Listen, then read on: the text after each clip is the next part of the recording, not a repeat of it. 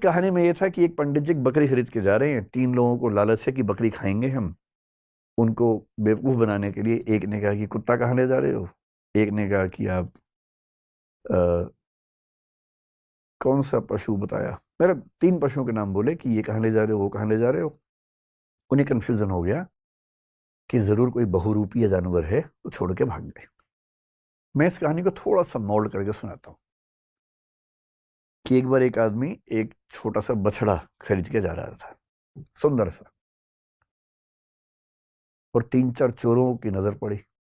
उनका मन हुआ कि काश ये बछड़ा हमें मिल जाए, सस्ता मिल जाए, आधे दाम पे या उससे कम पे मिल जाए, तो क्या करें।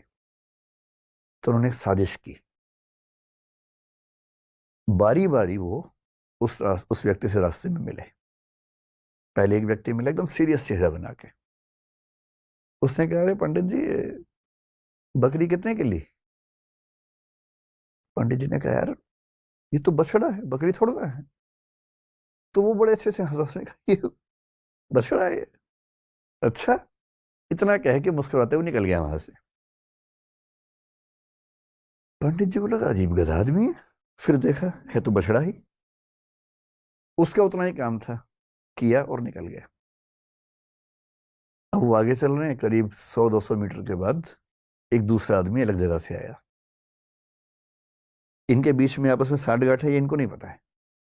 दूसरा आदमी आया और आते बोला, वाह पंडित जी, कितनी मोटी बकरी है, एकदम बछड़ा लग रही है देखने में तो। अब इसको लगा कि ये तो मामला फंस गया।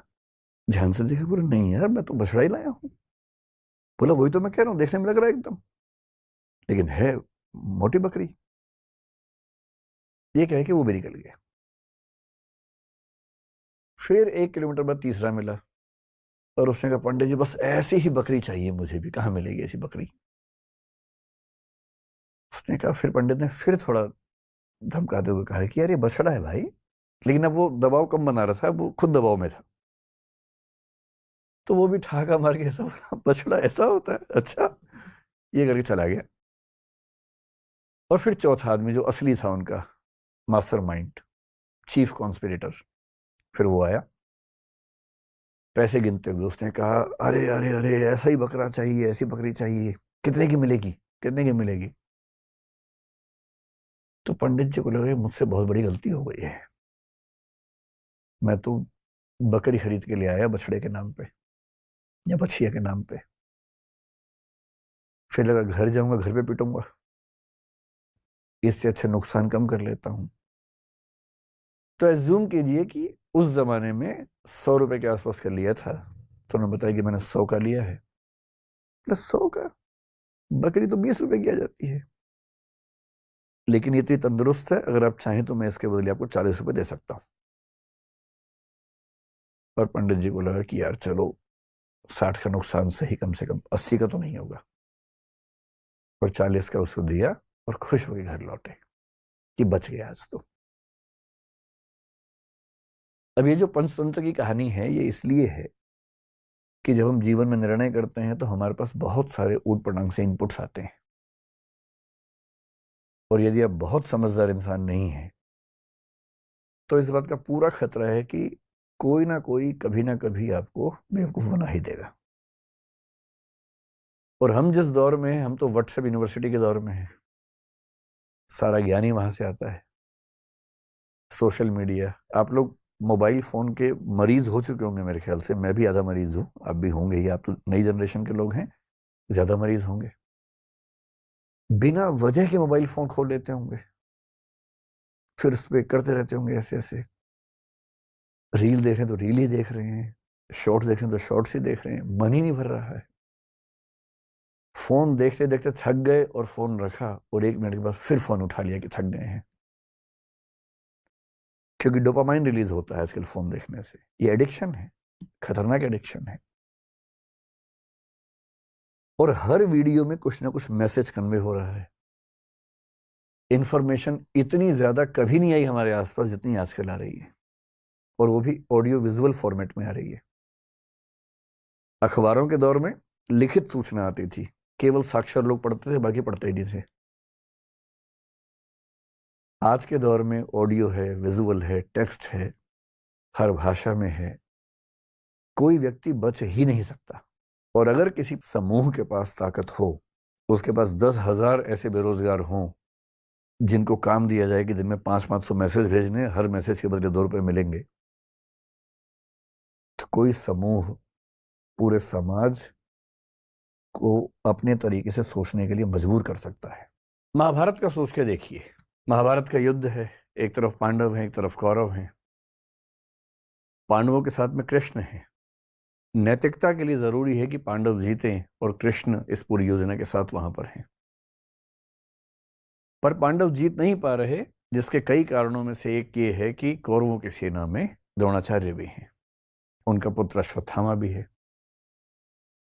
द्रोणाचार्य गुरु तो पांडवों के भी हैं, कौरवों के भी हैं, पर वो राजधर्म का पालन कर रहे हैं क्योंकि वो जिस राज्य के साथ हैं उसके साथ खड़े हैं। पांडवों की सेना उनको हरा नहीं पा रही है और अंत में कृष्ण को समझ में आता है कि पांडवों को जितवाने के लिए कुछ कूटनीति का सहारा लेना होगा। कृष्ण कूटनीति के शिखर हैं।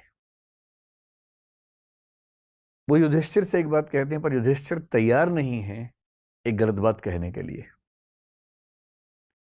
और अंत में कृष्ण अपनी पूरी कूटनीतिक ताकत का इस्तेमाल करके सिचुएशंस बनाते हैं।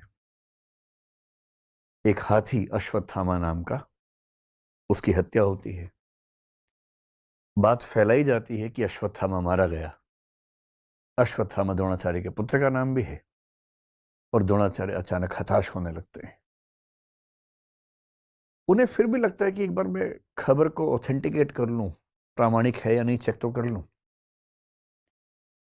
तो वो अपने समय के सबसे प्रामाणिक व्यक्ति युधिष्ठिर से पूछते हैं।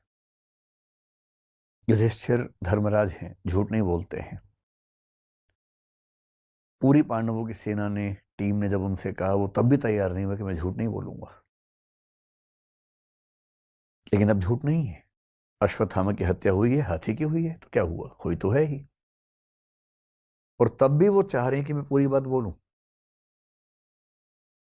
द्रोणाचार्य ने पूछा, क्या अश्वत्थामा मारा गया?